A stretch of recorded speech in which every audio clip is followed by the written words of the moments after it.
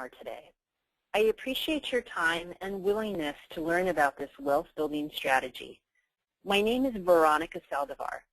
To get us started, I will share a brief outline about our webinar today and what you can expect. You've already made the first and most valuable investment, which is your time, so let's be sure to maximize it. On this webinar, you can expect to learn some basics about commercial real estate investing, factors I use to help identify strong investment markets, and how I select a project to invest. But first, let me explain and share a little bit more about who I am and why I do this.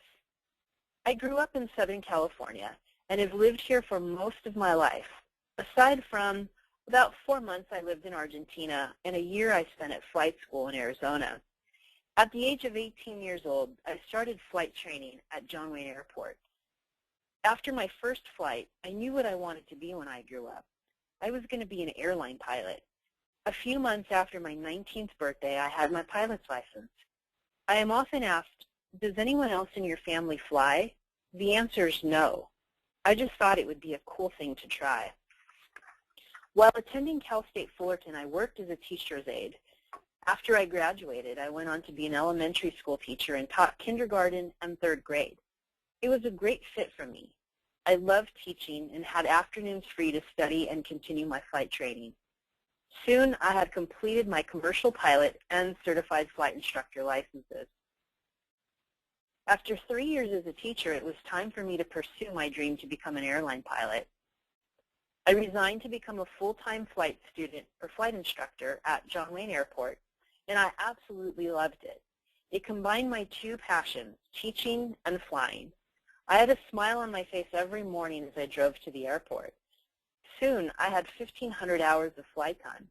I was officially eligible to apply for a pilot position with the airlines, but something made me hesitate. My friends at the airlines were telling me how horrible the pay was and the work conditions had become. In the process, I was in serious credit card debt and had student loans and made less than $18,000 per year as a flight instructor. One day, while I was getting ready to hop in my car and head into the airport, I ran into the owner of my apartment complex. The property manager introduced me to him, and I remember thinking to myself, I want to own apartments too. Something in my life had to change in order for me to get there. While I was ready to apply to the airlines, I realized I would need to make much more than $18,000 per year to pay off debt and make a decent living. Some airlines were on a hiring freeze, had layoffs, and reduced retirement benefits, and it wasn't easy anymore to advance the ranks and get pay increases. The industry had completely changed, so I decided to stop pursuing my airline career. It was a low point in my life, as I had invested so much time and energy and money into something I was walking away from. I began to ask myself two questions. At a major fork in the road, I had to decide what to do next. In 2004, it was all the rage to be a mortgage broker or a realtor, but I had a feeling that the good times and fast money wasn't going to be around for much longer. So I researched other opportunities that would have a stable and longer-term outlook. I specialized in financial services industries that focused on small to medium-sized businesses and helping them cut costs. Soon I had mastered the business and was paying off my debt quickly and was back on my feet in no time. After a couple of years, I decided to start my own office. As I was building my business and becoming more financially secure, I had the freedom to pursue the things that I'm passionate about. I had a chance to look around and figure out what else I was passionate besides aviation and building my business. I had plenty of free time to spend with my family. I was able to take care of my sick family members and fly to Texas to spend 3 weeks with my grandmother before she passed away. I didn't miss any football, soccer, basketball, dance recitals, or school plays. Giving back both time and money are important to me. I've raised money for the American Cancer Society, donated funds to the Santa Ana school districts for books and field trips. I've developed a sport program for a youth center in South Africa. I have funded outreach to at-risk young adults in high schools and juvenile detention centers. I volunteered my time for church with both local and international projects, and also volunteered at Big Brothers and Big Sisters program. While I was contributing to my community, I grew my business into a multi-million-dollar enterprise. Upon the launch of my business, I had a very clear exit strategy. I would eventually sell it and perhaps build and sell another one. A couple of years before the sale of my business, I prepared for a major liquidity event by learning how and where to invest my funds. In 2010, I began to ask myself, where should I invest my money? In 2011, I found the answer and began to invest. Why apartment buildings? Why not single-family homes? After all the methods and markets I researched, the answer was very clear: commercial real estate. Now, commercial real estate includes office space, hotels, public storage facilities, but I'll be focused on multifamily investments today. In fact, there are 8 reasons why you should invest in multifamily real estate. The first is less competition. The average real estate investor will start in their own backyard, purchase single-family homes, and they will hold on to the home or rent, perhaps buy or sell after purchase. The next step would be to purchase a duplex or triplex. Unfortunately, this business model is competitive. More recently, these investors are competing with hedge funds, international investors, and all-cash purchases. There's a lot of competition in this area. If you apply the buy and hold or flip model to the apartment building scenario, there is less competition, and you can multiply your profits faster. Cash flow. Everyone in the real estate business wants to purchase properties that produce cash flow. Multifamily properties produce cash flow from day one and continue to increase cash flow year by year. Stability. When a single-family home is not rented, the owner is out of the rent for that month or perhaps even several months. However, when one multifamily unit is not rented, the other units continue to pay so that you are earning steady cash flow. Less work. Once the property is closed and you have set forth a plan of action, there are weekly reports and monthly financials to review. But the work, the clogged toilets, the leaky roofs, the slow rent payments are all handled by property managers. You can enjoy a higher quality of life without the headaches of being a landlord. Economies of scale. With single-family homes, you have one rental unit with one roof. In a multifamily situation, there are many roofs under, or many units rather, under one roof, and so on and so forth. It's just cheaper and easier to own multifamily. Also, supplies can be purchased in bulk at wholesale costs. You're not limited to owning in your local region. While it is great to own in your own backyard, the theory behind multifamily ownership is to buy where it makes the most sense and where the returns are the highest. You can choose to live where you want by following the best markets in the nation during the best market cycles. You can increase your return on investment. You're financed on business income. There's less risk.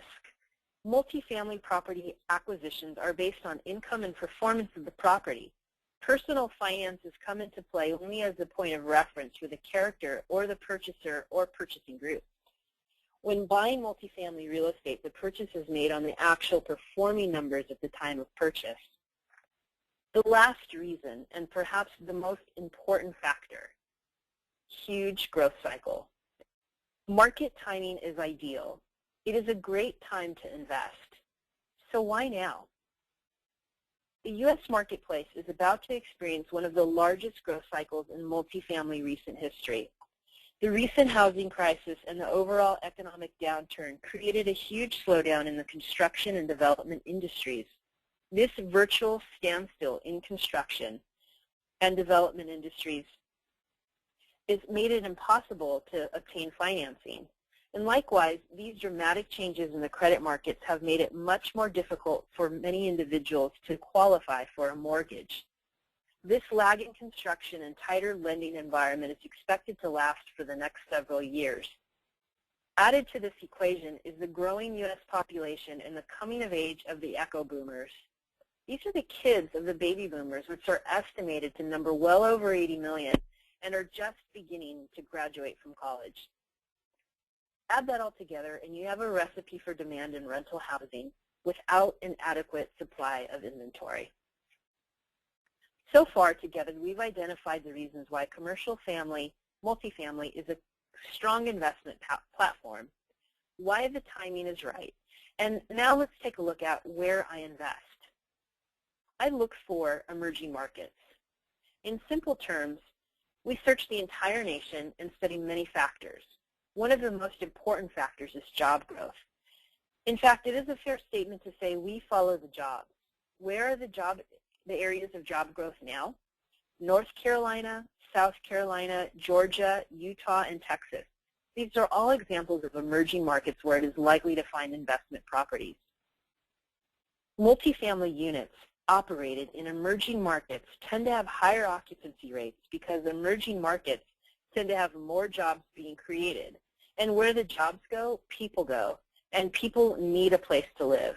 It is a simple formula. How do I select a property? We purchase properties where you can increase the value of the property and also decrease expenses. By increasing occupancy, improve operational efficiency, increase rents, and perhaps the rents might be below market value, decrease expenses, and of course, all the while increasing the net operating income. Let's take a look at a case study. In our sample case study today, we'll look at a complex with over 125 units and an approximate purchase price of $4 million. This property is in the Dallas area. The owner had over 10 apartment complexes. He was overextended and needed some cash to continue building his new project that had stalled due to the lack of funds to continue. In other words, he needed to sell quickly and he wasn't paying close attention to this project. After the completed analysis, this is what was found. Strategy 1, increase rent. The building had the lowest rents for both 1 and 2 bedrooms in the comparable market. 1 bedroom were $75 below market average. If you take the total 87 units, multiply that out by 12 months, by the increase of $75 per month in rent, that'll equate to an increase in annual income of $78,300. 2-bedroom, 2-bath units are $49 below market average. Using the same formula, annual income is increased by $17,052. 1-bedroom, 1-bath rent was only $19 more than their 1-bedroom, 1-bath units. So you had a difference in monthly rent of $572 versus $553. The rents would then be increased to $625 on the 2-bedroom, 1-bath unit, here creating an additional net annual income of $8,904. Now for strategy 2. You can charge tenants for water usage, and this is standard practice. You're able to bill back 75% of the water bill at a cost of $15 per month per person. The increase in annual revenue is $33,494. Strategy 3, cut costs. Reduce payroll. By reducing down staff, $47,714 is saved. Also, on the management cost, there is a savings of $15,499. The above value adds increase the net operating income, or NOI, by $200,962. As a note, if you achieve all of the items we just discussed in this particular strategy, this will increase the value of this particular property by $2 million based on current market and property values. Once I have identified the property that fits my criteria and makes financial sense, I assess the seller and how motivated he actually is to sell. A highly motivated seller allows me to negotiate a better purchase terms and get a property at a discount. And here are reasons why they might be ready: retirement, illness, divorce, burned out landlord, or in the case of our case, in the scenario of our case study, we saw an overextended landlord. Remember, I started with a quest to find the best investment platform in 2010, and I began to invest in apartment buildings in 2011. In 2012, I sold my business and became a full-time investor. I wasn't comfortable with the traditional Wall Street investment. I was looking for the best place to invest my money, and I wouldn't share anything I don't currently invest in. So I'd like to share a few properties in my portfolio. In the San Antonio area, there's $14 million property. Atlanta area, Dallas. My total portfolio currently is at 538 units, valued at over $26 million. The next question is, how do you invest and begin to build your own portfolio? Most people cannot purchase a $4 million apartment building on their own, and even if they could, they're not likely to get financed because they lack specific operational experience in running an apartment building. This apartment strategy makes multifamily investing accessible. Investors own shares of the property. The minimum investment is $25,000 to $50,000. And here are two of the ways you can invest. Number one, you can use your liquid capital. You're paid on a quarterly basis or a biannual basis. You create a residual income, an additional revenue stream that can help replace your current income needs. There are no repairs, no collections, and no additional debt that you would take on. In simple terms, there's no work. You just collect checks in your mailbox.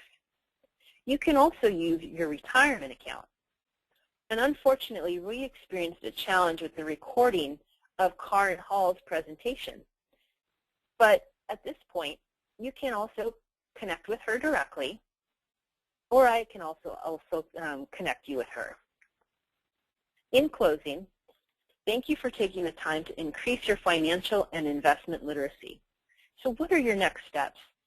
Please sign up for a discovery session with me. Together, we can find out if commercial real estate investment is a good fit for you. During this session, we can discuss your investment goals. I will share additional wealth-building strategies and the mindset necessary to help you live and achieve the life you've always dreamed about. Go to veronicasaldivar.com/discovery to sign up for your session now. There is limited availability over the next 2 weeks, so be sure to sign up right away. Thanks for your time, and I enjoyed this presentation and looking forward to speaking to you soon. Thanks so much.